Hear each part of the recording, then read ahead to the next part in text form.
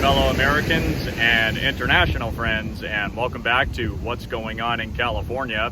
And today is September 21st, 2021. We're coming to you today from beautiful San Onofre, California, and right behind me there is the San Onofre Nuclear Generating Station, SONGS for the acronym. This facility opened back in the late 60s when Ronald Reagan was governor of California, but was shut down in January 2012 after a small radiation leak led to the discovery of extensive damage to hundreds of tubes inside the virtually new steam generators. Southern California Edison closed San Onofre for good back in 2013 amid a fight with environmentalists over whether the plant was too damaged to restart safely. San Onofre remains home to 3.6 million pounds of spent fuel and nuclear waste. The waste is being transferred from storage pools to concrete storage holes. We'll talk more about that process in just a moment. All right, let's talk about nuclear power first before we talk about the latest updates from here. So nuclear energy protects air quality. Nuclear is actually a zero-emission clean energy source. And what it does is it generates power through a process called fission, F-I-S-S-I-O-N, which is the process of splitting uranium atoms to produce energy. The heat released by fission is used to create steam that spins a turbine to generate electricity without the harmful byproducts emitted by fossil fuels. Now, according to the Nuclear Energy Institute, the United States avoided more than 476 million metric tons of carbon dioxide emissions in the year 2019. That's the equivalent of removing 100 million cars from the road and more than all other clean energy sources combined. It also keeps the air clean by removing thousands of tons of harmful air pollutants each year that contribute to acid rain, smog, lung cancer, and cardiovascular disease. Nuclear energy's land footprint is also pretty small. Despite producing massive amounts of carbon-free power, nuclear energy produces more electricity on less land than any other clean air source. Now, a typical 1,000 megawatt nuclear facility in the United States needs a little more than 1 square mile to operate. The Nuclear Energy Institute says wind farms require 360 times more land area to produce the same amount of electricity, and solar photovoltaic plants require 75 times more space. To put that in perspective, you would need more than 3 million solar panels to produce the same amount of power as a typical commercial reactor, or more than 430 wind turbines, capacity factor not included. One more thing you should know about nuclear energy is that it produces minimal waste. It's extremely dense, and underline the word dense. It's about 1 million times greater than that of other traditional energy sources, and because of this, the amount of used nuclear fuel is not as big as you might think. In fact, all of the used nuclear fuel produced by the United States nuclear energy industry over the last 60 years could fit on one football field at a depth of less than 10 yards. Now, that waste can also be reprocessed and recycled, although the United States does not currently do this. However, some advanced reactors designs being developed could operate on used fuel.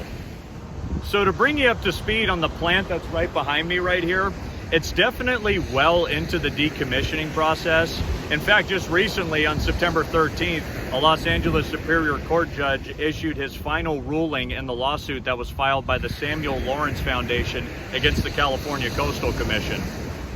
Now, I encourage all of you to read up on that lawsuit, but it was basically centered on the coastal development permit that was issued by the Coastal Commission in 2019, which allowed SoCal Edison to begin dismantling SONGS.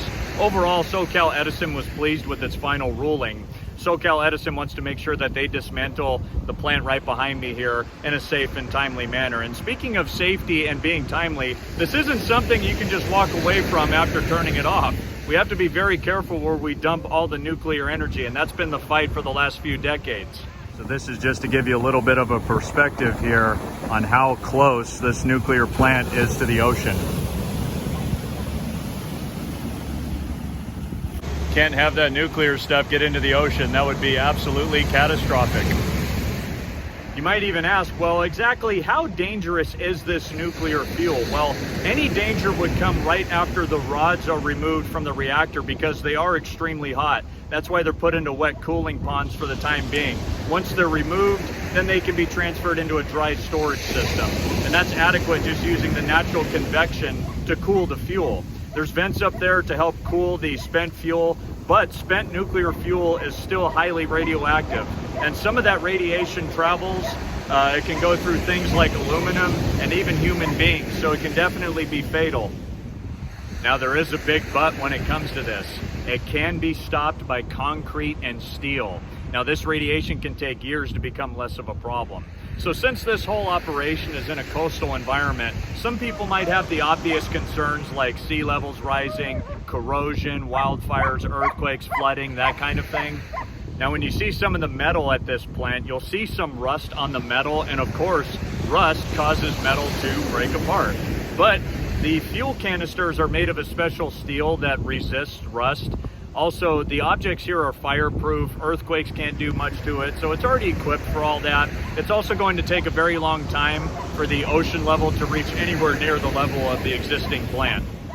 The bottom line is the federal government was supposed to provide a solution decades ago, but it still hasn't in terms of finding a permanent spot where we can dump our nuclear waste. It's obviously become more political than scientific since nothing has been done significantly in terms of storage. So the waste remains on these premises because just as seen at 121 different commercial nuclear sites in 35 states in the United States, the federal government has not opened a facility to deposit all of it. About 2 billion pounds of equipment, components, concrete, and steel will be removed from this plant. The two distinctive containment domes that you can see right behind me here, each nearly 200 feet high just about, are scheduled to come down around the year 2027. So in terms of where the rest of the material will go, about 450,000 tons of material labeled low-level nuclear waste will be shipped mostly by rail to a disposal facility in the town of Clive, Utah, about 75 miles west of Salt Lake City.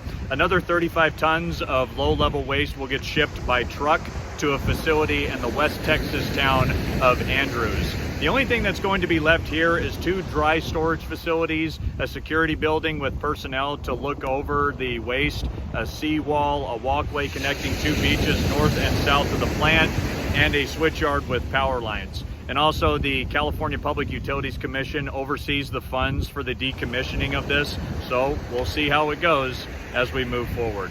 That's it for today. I really appreciate you guys watching my video. As always, be sure to subscribe or don't, and share this video if you like it or love it. Always appreciate it, guys. Have a great rest of your day. God bless. Take care, and I'll see you all next time.